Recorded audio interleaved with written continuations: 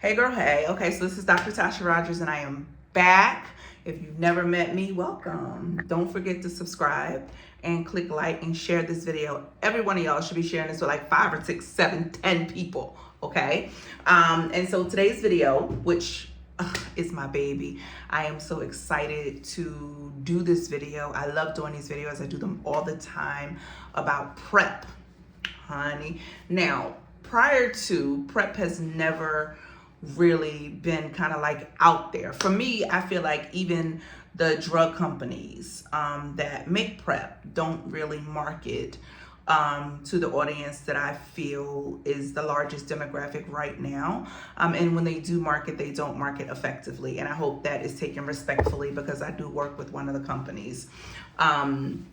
But we just have to do better. So recently there was somebody who got on social media and it's a well-known personality, and they said that they were on PreP. And so I'm sure it sparked a lot of questions. And I'm so grateful. I am so grateful that it sparked these questions, that I can bring this information to you guys in a relatable way, a way that you'll understand. I'm going to I'm going to answer the questions that you want to ask, because I've been actually prescribing PreP probably since about, really kind of since it started back in 2011, 2012.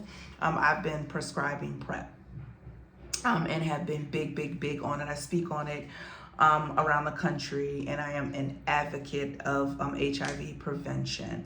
Let me just give you a little bit of background. When it comes to HIV, first of all, you know, Atlanta is a different bear. Atlanta is not a real place. Atlanta is just a situation. So we're third in the country. We're behind Miami, New Orleans, and then we're number 3 for HIV cases. And for African American women, we're 12% of the population, but we're 70% of the new HIV cases. So make it make sense. And so this is where the disconnect comes in, because nobody feels like it's them. But we're coming up with all these, we're all the cases, not all of them, but we're of the majority of the cases. So it's like, if it's nobody, what is really happening?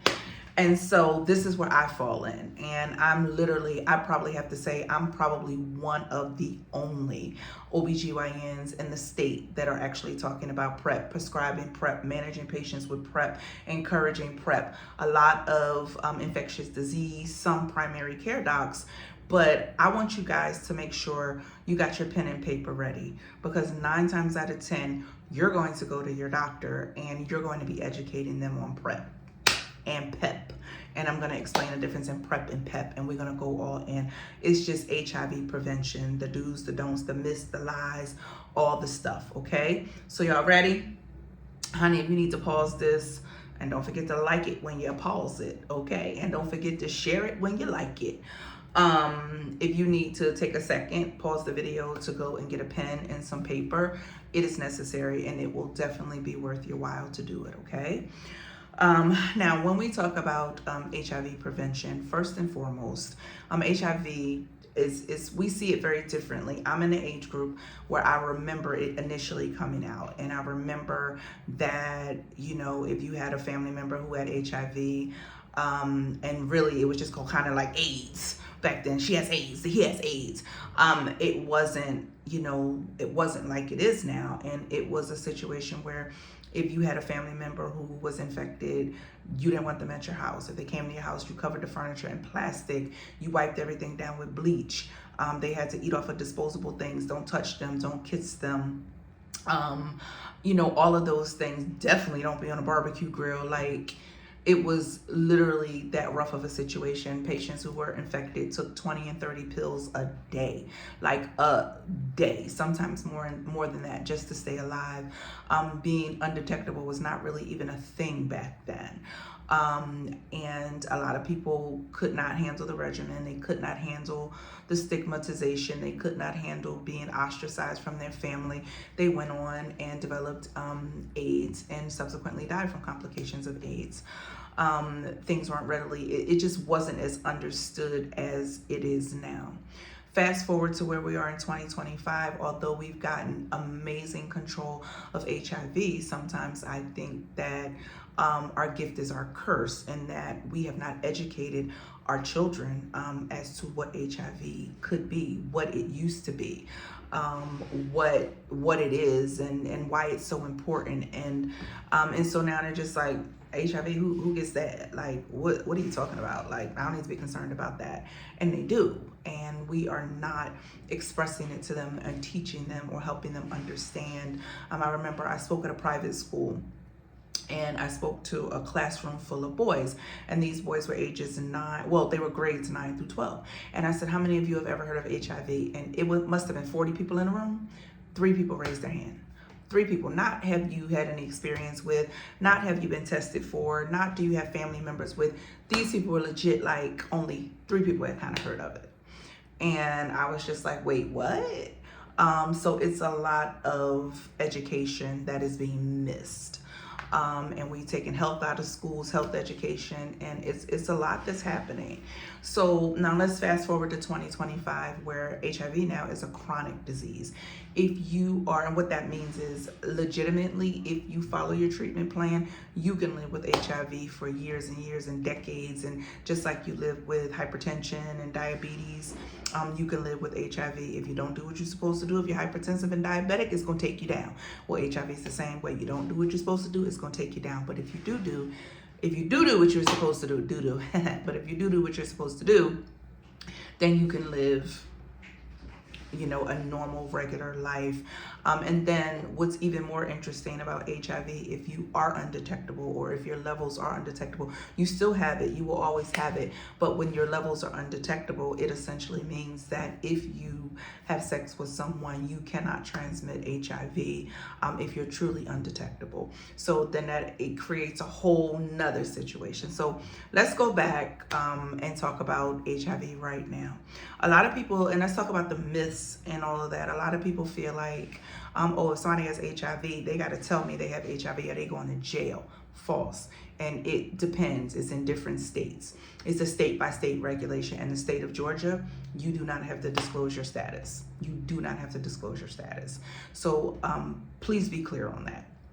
Another thing, just like I just said, if somebody is undetectable, you can have sex with that person and they will not transmit HIV to you.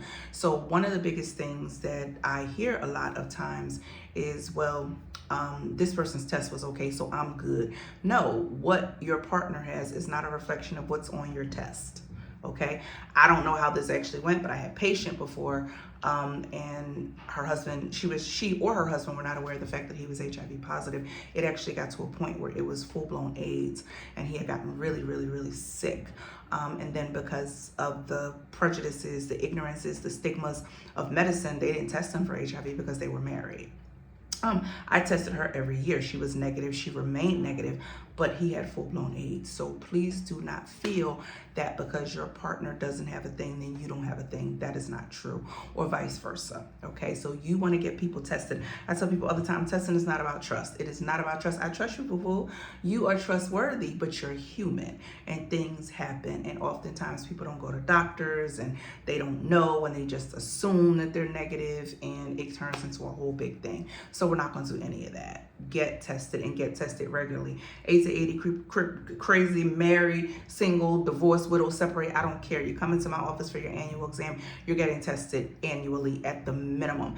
And if you say, I don't want to get tested, that's fine. You don't have to get tested. This ain't prison. But I'm sure going to document on your record, she declined testing this year, because you won't come back to me and say, I didn't. So it is that serious for me. And it should be that serious for you all too. So one of the biggest myths is that HIV is not a thing anymore. It is very much a thing. Also, is that somebody going to jail if they don't tell me. Again, that's not always true. Okay, so we just really want to make sure that we're addressing these things when it comes to HIV medication or HIV prevention.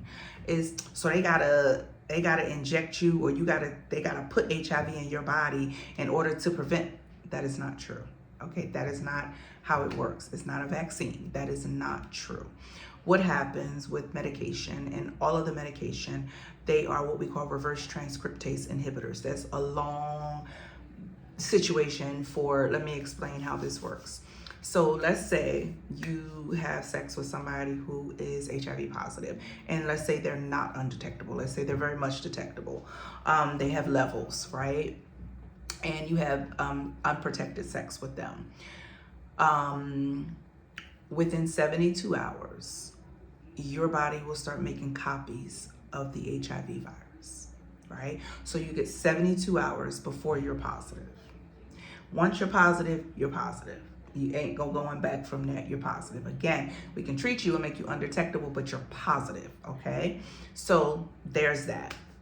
So what the medication does is, if you're taking the medication, and we're going to talk about all the different ways that you can take it and the types of medication.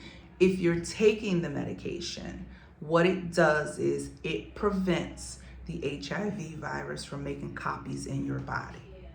It prevents it. So we're going to talk about timing and blah, blah, blah, blah, blah, and all that stuff. We're going to get into all that stuff. But essentially what happens is it prevents the copies of HIV from replicating in your body and you subsequently from becoming HIV positive. Okay? Another myth or another thing that is not very much known is that males generally tend to get, more often than not, and most of the time, tend to get HIV from other males, okay? Males generally do not get it from females. They generally get it from other males.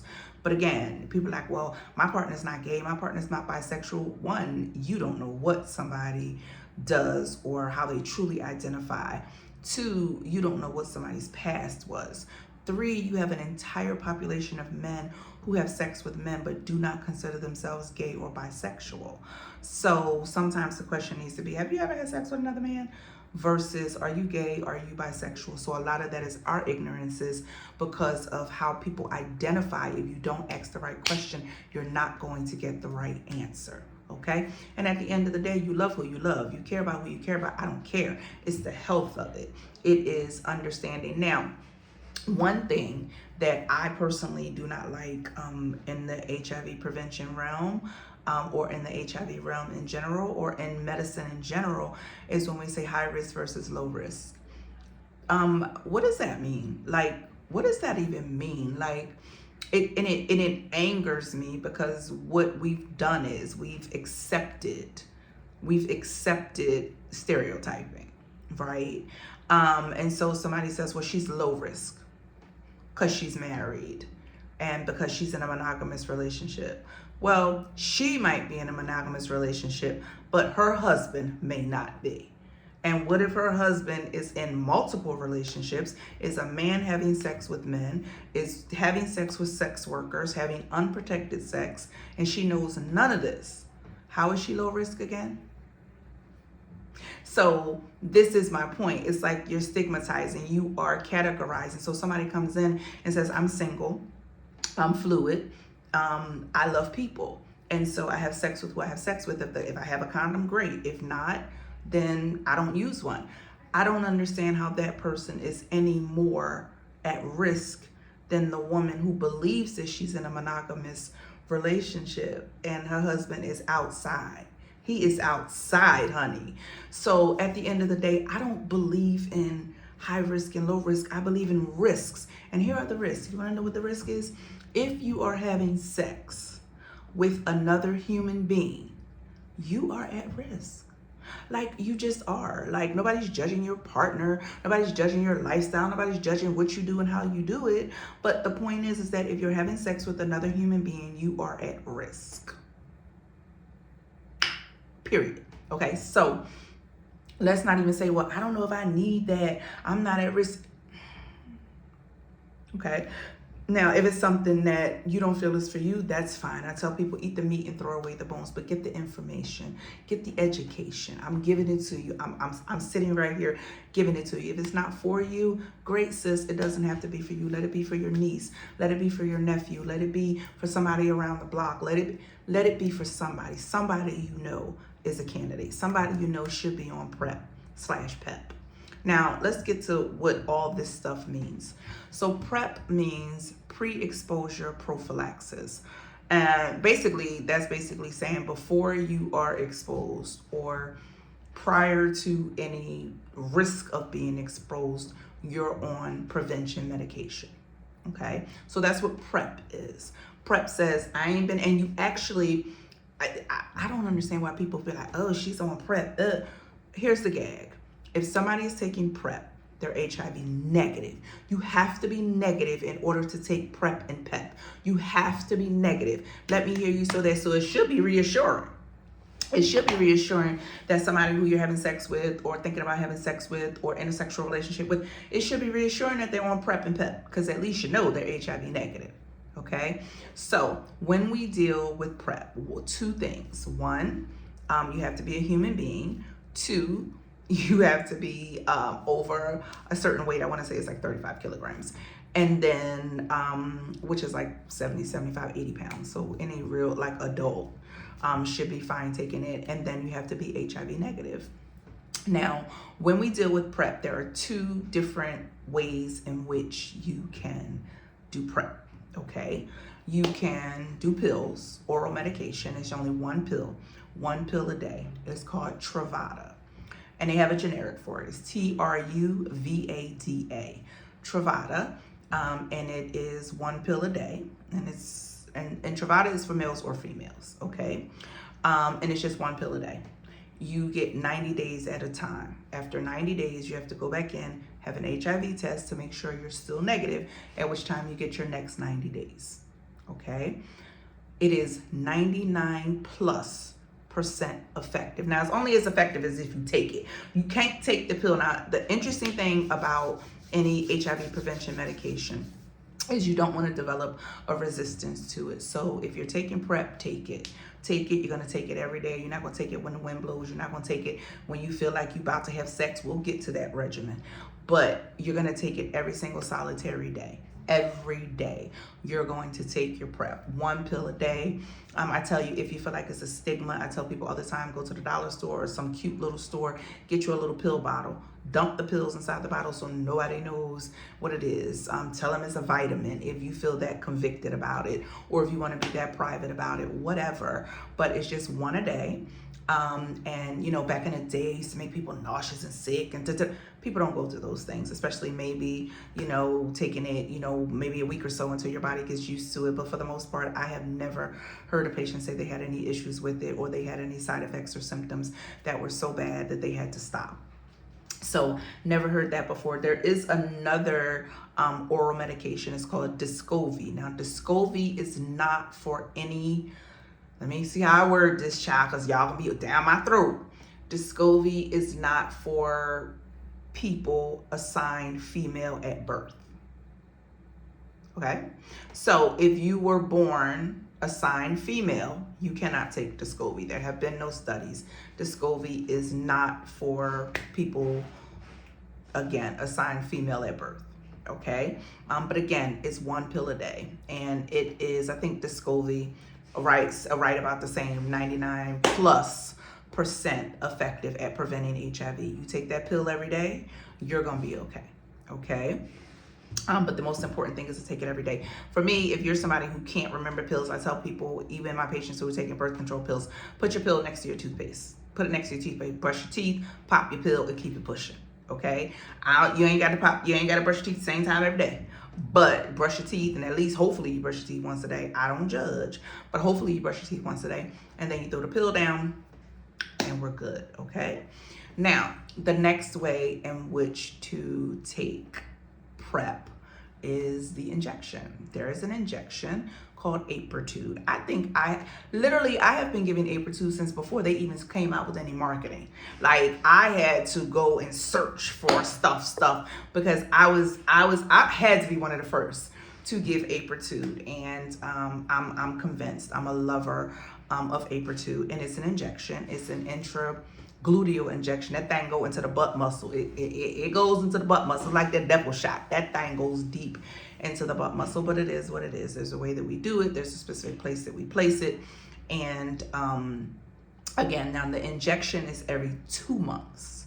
So every 2 months you come for the injection. You don't have to take any pills. You don't have to do anything. You come for your shot and you good. After those 2 months, you come back.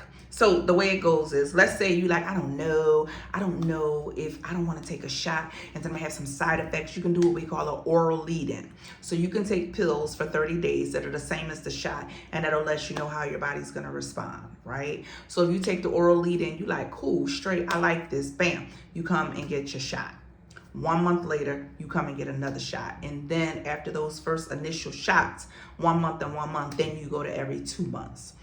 When you come back for your, every shot you come back for, we make sure we get an HIV test so we can make sure you're negative and that you have remained negative and you remain negative. Now, obviously, nothing's going to say it's 100% effective. Nobody, you'd be a fool to say some stuff like that. So again, Apretude is 99+% effective at preventing HIV. The one symptom that I have really seen with Apretude is what we call pain at the injection site. And it's not when you're getting it. Like, okay, you know you're getting a needle, yeah, but like a week after that cup, baby, you would sit down slow, because it be hurting the booty a little bit. But at the end of the day, it's worth it. It's convenience. You're going to be prevented from, contracting HIV, and you don't have to worry about it. It's in, and you don't have to worry about it, okay? So those are the preventative measures, okay? That is what we're going to do to prevent ourselves from contracting HIV. Now, another preventative method in a different realm is called PEP. Now, PEP is for, I like to give people situations like this. Like PrEP is for people who, and this is not just, this is a generality. This is how I put it in my office. Like if you're in a situation, and I had a patient say to me one time, she's like, ma'am, I live in a $1.75 million house. I drive a $200,000 car. My kid goes to daycare. That's like $25,000. I have a monthly a monthly clothing budget. You think I can tell this man to put on a condom?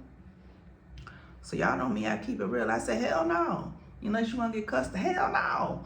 But let me tell you what I got for you, sis. And I explained everything to her, and she is an Apretude patient. She's very, private about her stuff. She pays for her Apretude. She doesn't want to go through any insurance. I come in on days when nobody's going to be in the office. Nobody knows who she is. They would know her by face. So nobody knows who she is. She's under a ghost name in my system, so nobody's able to pull her name up and see who she is. And she gets her Apretude and she goes about her business. And I love that for her. Okay, we worked out a way around it. I'm not going to judge you, sis. I'm not going to be like, no, you need to. No, that is her life. That I figured out a way to work with her in her life so that she can remain safe for her and her kid. And still be doing what it is she feels like she needs to do in her sexual relationship. That ain't my business. My goal is to keep her safe, not to make her do a particular thing the way I feel like it should be done. No, ma'am. So if you're in a situation where you feel like you can't tell your partner that, if you are basically, that partner may have a lifestyle that puts them in a way that they're out there doing certain things, this, that, but you're not in a space to be able to regulate that, change that, or make that person do anything different. And it's nothing you can kind of really do. You're more like a kind of a sitting duck, or you just outside. You like, listen, I'm outside, I'm in these streets, I'm gonna do what I do. If I use a condom, great. If I don't, that's great too. And I might bust down 4 times a week. I might bust down once a month. I don't know. I just want to make sure I'm protected from all things. Great. Now, there is a certain other situation where, so basically, if you're having regular sex with somebody, then PrEP is all for you. Somebody, anybody, most bodies, ain't my business.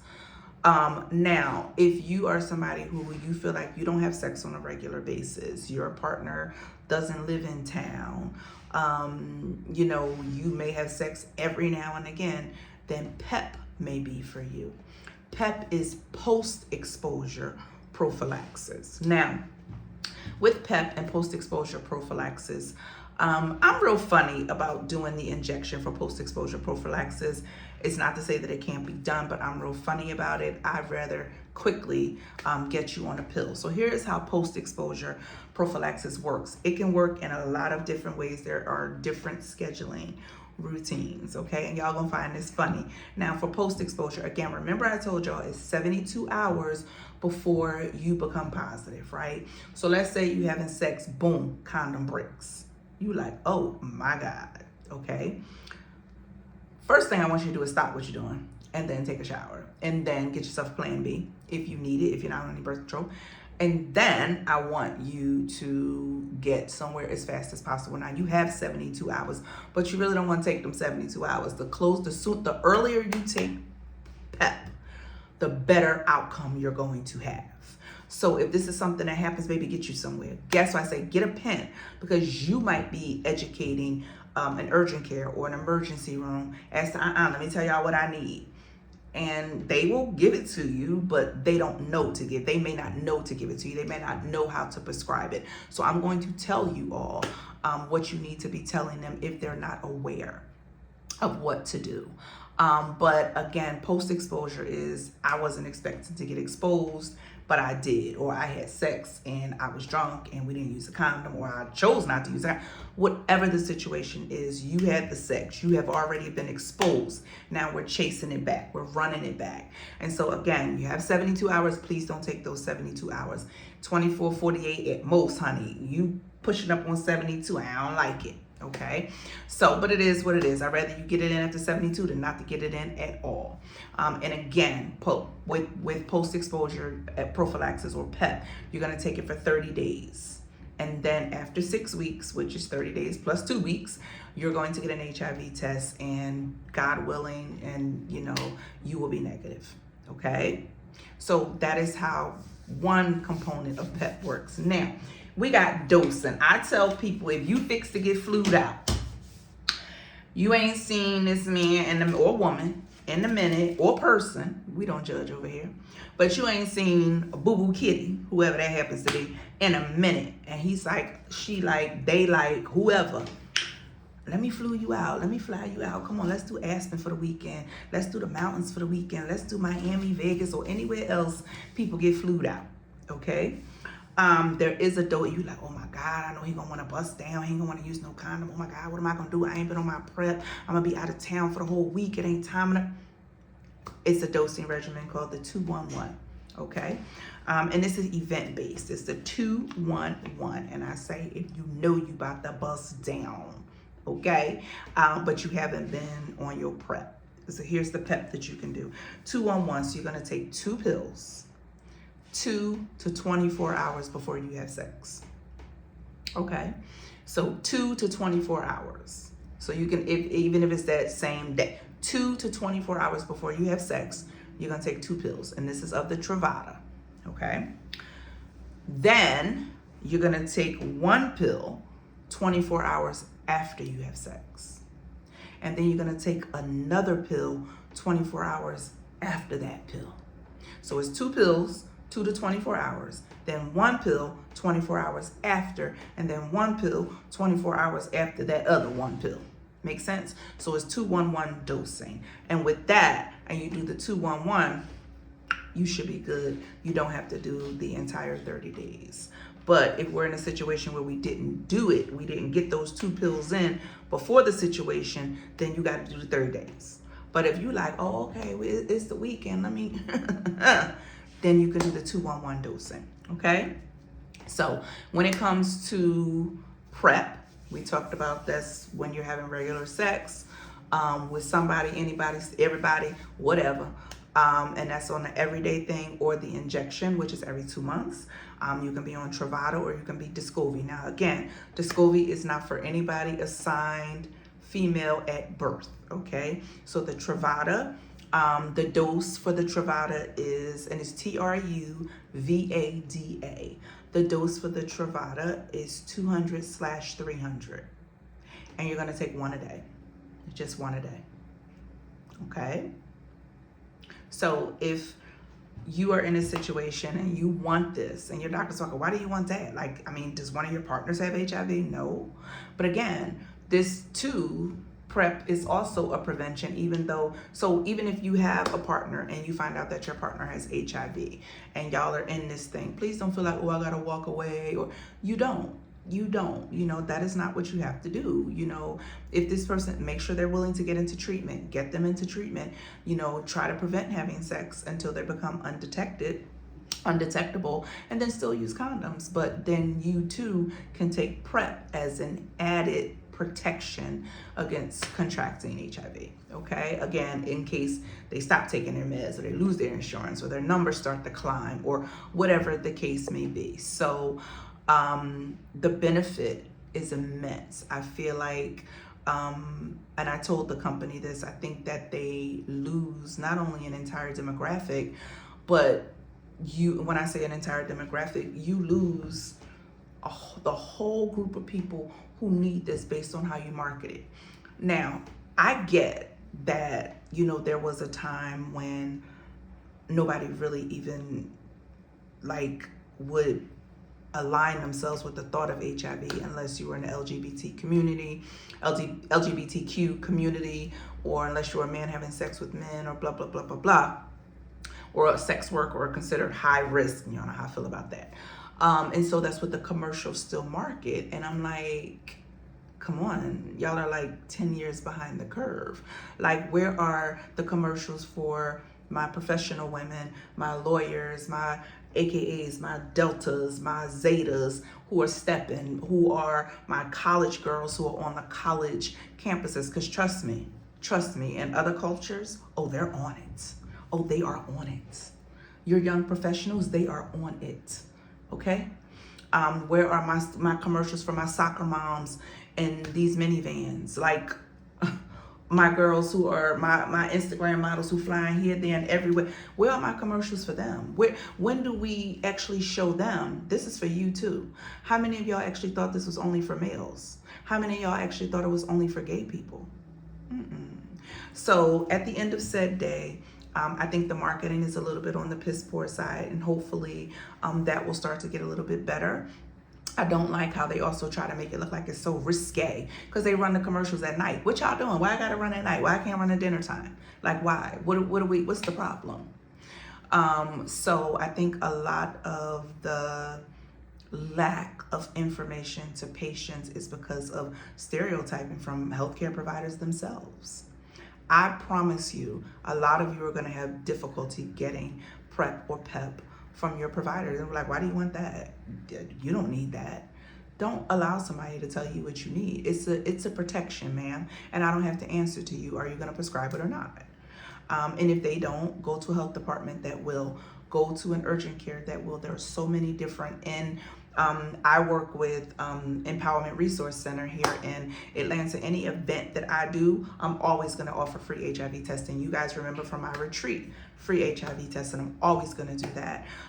If you don't have insurance, Empowerment Resource Center, health departments, different federally qualified, Fulton County Health Department, DeKalb County Health Department, Cobb County Health Department. You can go to any health department and get PreP or PEP, okay? So, guys, don't allow somebody to pull you into their ignorances and their lack of knowledge and their stereotypes to make you feel subpar, or like you don't need it or you shouldn't be taking it. No, you and only you can determine if this is something that you want for yourself. But I say all the time, there's no such thing as big risk or small risk, risk or risk.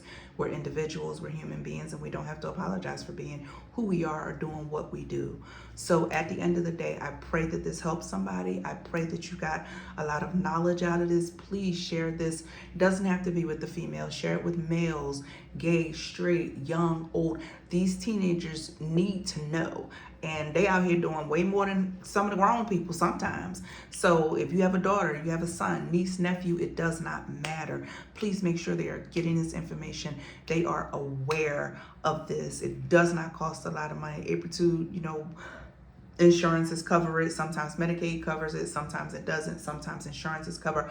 But there's programs with the company. But there are ways to get HIV prevention on board, no matter how you choose to do it. So hopefully this provided some additional information. I gave you an Apritude as far as the shot. I did not spell that as APRETUDE. So it's Apritude. Please use the internet for something other than mind the other folk business and being nosy. Get all the information that you need, have all the questions that you need, and go to your provider and be like, so can we talk? And if you have a provider that you cannot talk to, you cannot ask these questions to, then maybe it's time to find somebody new. But we can't keep compromising our health care because of how other people make us feel or how they think. Okay? So I hope this blessed somebody, and I'll see y'all back with another video on Thursday. Have an amazing week.